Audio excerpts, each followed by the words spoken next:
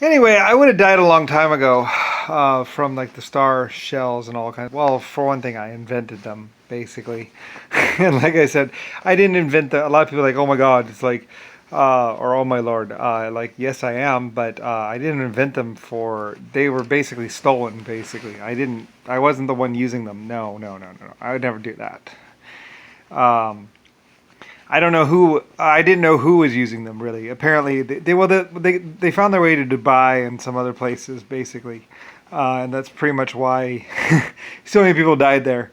Um, Eventually, like some people went after the people who were making them or whatever. Zachary and Bill Gates basically was living it up there with a clip full of them or something like that.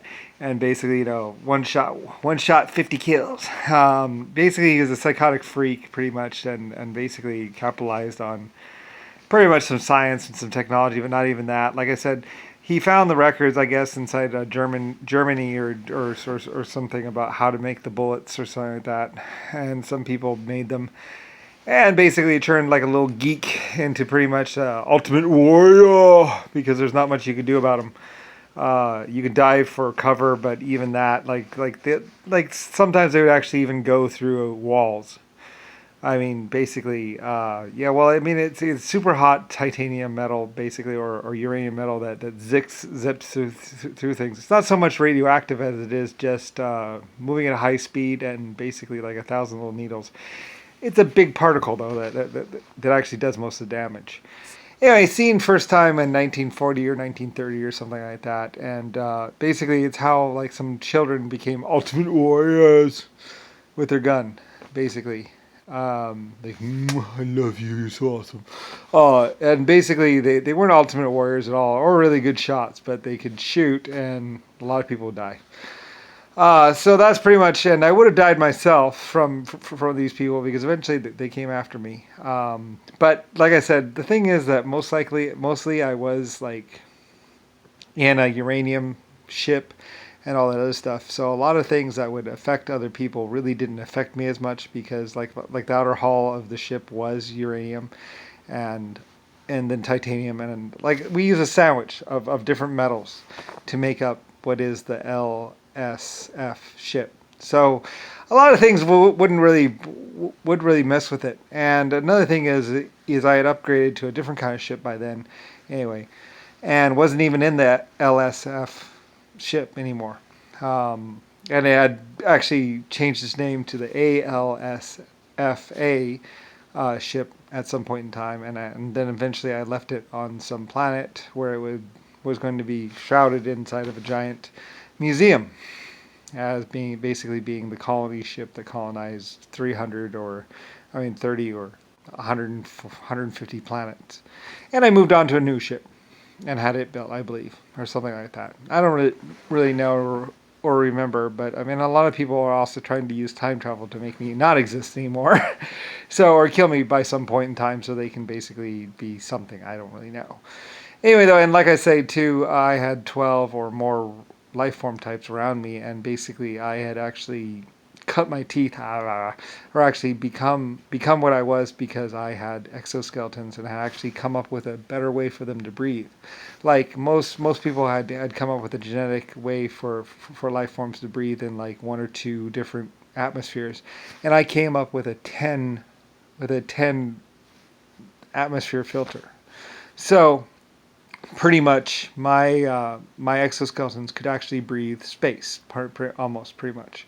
Like if there's any oxygen in the atmosphere at all, or any of anything that it could use or need, it would be able to breathe and live there. So they were very very effective at getting around, basically. And a lot of people would use them because they could be in acidic environments. They could be in just about anything.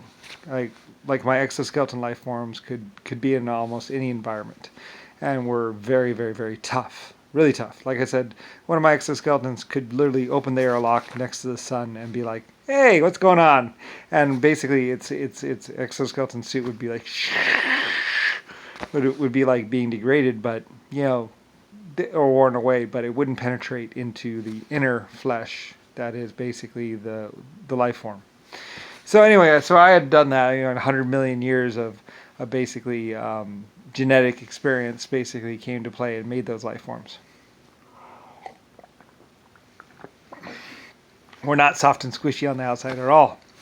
They were hard shell and basically, if you have to live in space pretty much and you have to go to space, having a suit becomes a problem. It's better to just be an exoskeleton and have inside flesh of basically, whatever. So anyway, so I had them a lot, and they're about 3 foot tall or so. Most people thought I had big exoskeletons. Like, no, you can't have a big life form out in space. They're about like 2 foot tall and 3 foot tall life forms. Yeah, I think they were 8-legged. I had 8-legged and 4-legged, and I think I might have had 2-legged ones at some point in time. Anyway, though, like I said, they could take radiation and almost anything all day. And somebody actually needed the starlight shells to kill them most of all because they were too tough to stop any other way. The starlight shells were the only thing that could actually penetrate their armor. And like I said, a starlight shell could pass by them and they'd be like, "What was that?" and just be just fine because they're meant to work in space. So when everyone else was dying and everything else was dying, basically my exoskeleton life forms were protecting me and saving me and keeping me alive because anyway, and they were too tough to die. So anyway, like I said, we found ourselves on a planet which was being bombarded by radiation and everything else, and we were fine. We just kicked it, build. So they couldn't, and the humanoid life forms couldn't even get near me or my thing until they got some suits capable of withstanding the radiation, which was a very long time. So, and that's pretty much why I lived through there. And at some point in time, I became nanotechnology or something like that. And it gets all crazy over 100 million years of basically some people really trying hard to kill me, but actually being my own created life forms at some point in time. But not being able to kill me because they're soft and squishy. And that's why I made them. I made them soft and squishy. So they knew who I was and they wanted to kill me. And they couldn't really do that or wanted to harass me, but they couldn't, because I was just too tough and too well protected by the time they could get to me. So anyway, millions of years go by and I eventually finally come here and they eventually try and get nanotechnology, but I already have nanotechnology and basically I'm 10 steps ahead of them basically throughout 100 trillion years. So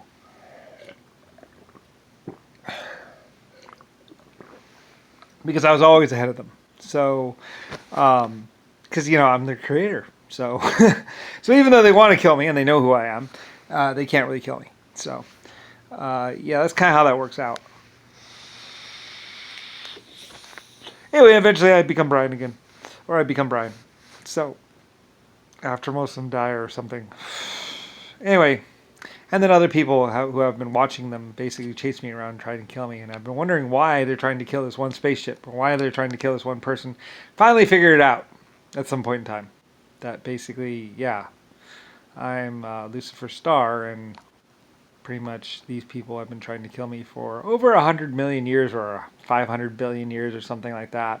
And obviously, they're just, I don't know why they're trying to kill me. But anyway, I always was wondering about it. I was like, why is everyone trying to kill me? They got bored. They had nothing other to do than to chase me around. But like I said, I was a spaceship and had an exoskeleton crew and was basically almost immortal. And then later on, when they were trying to get me, basically I still had a faster ship, and basically I decided to make a course change that took me 100,000 years out of the way of everything else, and pretty much while these ships were chasing me, and eventually they just gave up because, well, they were getting old, because they would age and I wouldn't. And I was just like, let's see how long you can live, motherfucker. And basically I was like, off into space, and they were going behind me, but I had more fuel. So, and could get up to a much higher speed, and they couldn't catch me. So anyway, and then after a while they gave up and turned around and went back. And it was a good long existence, really. And some of my most favorite stories was when they were chasing after me to kill me, because I was like, yeah, let's see how close you can get to this space, to this planet. I could always do more because they're basically just people. There's no computer behind them, and they're just people going quick. Yeah, get them. Shooting their little starlight flares after me. It's like, oh, shh, pretty, and basically they couldn't get near me.